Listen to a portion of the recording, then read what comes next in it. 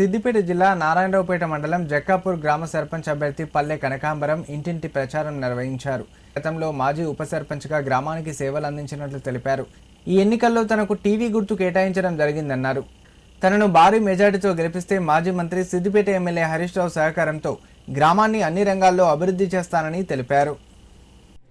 గతంలో మాజీ ఉప సర్పంచ్గా పల్లె కనకాంబరం ఉండడం జరిగింది నాతోటి. అయితే ఈ గత 5 సంవత్సరాలు గ్రామాన్ని అన్ని రకాలుగా గౌరవనీయులు మాజీ మంత్రివర్యులు ప్రస్తుత శాసనసభ్యులు హరీష్ రావు గారి సహకారంతో ఈ గ్రామాన్ని అభివృద్ధి చేసుకోవడం జరిగింది.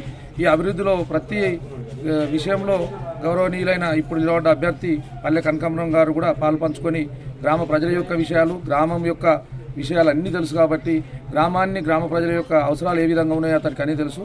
అయితే మీ ముందుకు సర్పంచ్ అభ్యర్థిగా రావడం జరిగింది.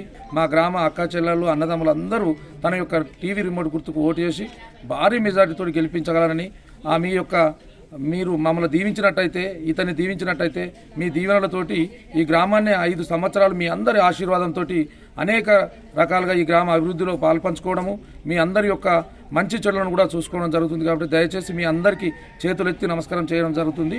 తప్పకుండా ఇతన్ని టీవీ రిమోట్ గుర్తు మీద ఓటేసి భారీ మెజార్టీతో గెలిపించగలరని మా గ్రామ ప్రజలందరినీ కోరుకోవడం జరుగుతుంది.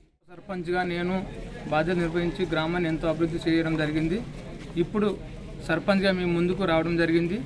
మరి ఇంకా గ్రామాన్ని అభివృద్ధి చేయాలంటే టీవీ రిమోట్ గుర్తుకు మీ అమూల్యమైన ఓటు వేసి నన్ను భారీ మెజార్టీతో గెలిపించగలరని మీ అందరికీ నమస్కారం చేస్తున్నాను.